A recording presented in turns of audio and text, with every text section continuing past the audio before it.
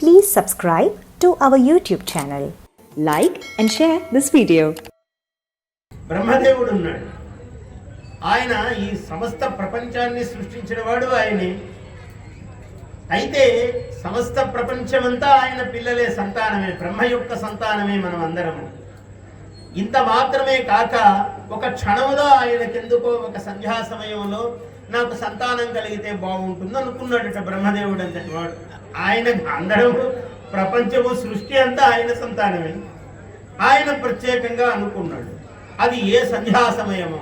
వాణీదేవి అట్లా కూర్చున్నది పక్కన, మహాసరస్వతీదేవి. ఆమె ప్రసన్నంగా చూస్తున్నది. ఒక్క చూపులో ఇలా అనుకోవటం ఏమిటి, సంకల్పం కలగడం ఏమిటి, 30,000 మంది సంతానం కలిగింది ఆయన. మరి బ్రహ్మణ ఏమన్నాను, 30,000 మంది. అయితే అసమంజసమైన సమయము సంధ్యా సమయము, మామూలుగా అసుర సంధ్య అంటారు. అంటే సాయంకాలము ఎటు కాని వేళ, అంటే సూర్యుడు అస్తమిస్తూ ఉన్నాడు.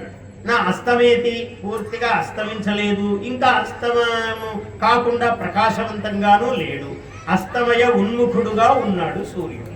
ఈ సమయాన్ని అసుర సంధ్య అన్నాడు. సంధ్య అన్నమాటనే సంధ్య తెలుగులో. ఈ 30,000 మందిని వింధ్య ప్రాంతంలో ఉండండి అని వాళ్ళకు ఒక స్థానము ఇచ్చాడు.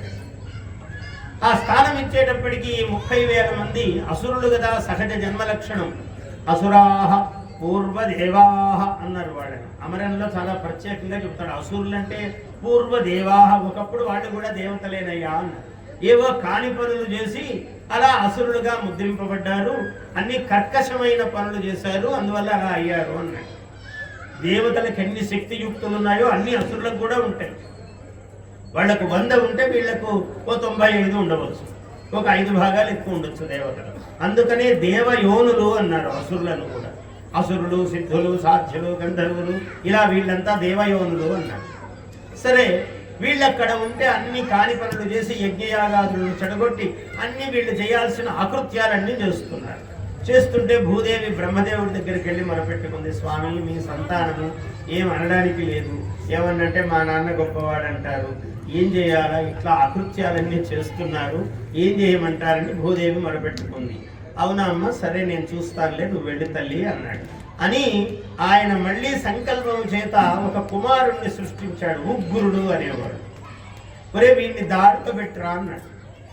వీడు వాళ్ళకు చెప్పాడు, ఒరే నేను మీకు తమ్ముళ్ళే అయినా కూడా మీరు నాకు ముందు పెట్టిన వాళ్లే అయినా మనమందరము బ్రహ్మదేవుడి సంతానమే, కొంచెం వినండి, సత్ప్రవర్తన నేర్చుకోండి, మర్యాదగా ఉండండి అని చెప్పటం మొదలుపెట్టాడు. ఓరా నువ్వు చిన్నవాడివి, మాకు నువ్వు చెప్పేదేమిటి అని వాళ్ళందరూ లెక్క లేకుండా ఉన్నారు. ఏమి చేస్తుంటే ఈయన ఆ ఉగ్రుడు కదా, సహజంగా ఈయన బలం ఎక్కువ, వాళ్ళందరినీ 30,000 మందిని మట్టు పెట్టేశాడు. 30,000 మందిని సంహరించాడు. సంహరించి, నాన్నగారు వాళ్ళు నా మాట వినలేదు, 30,000 మందిని చంపేశాను అన్నాడు.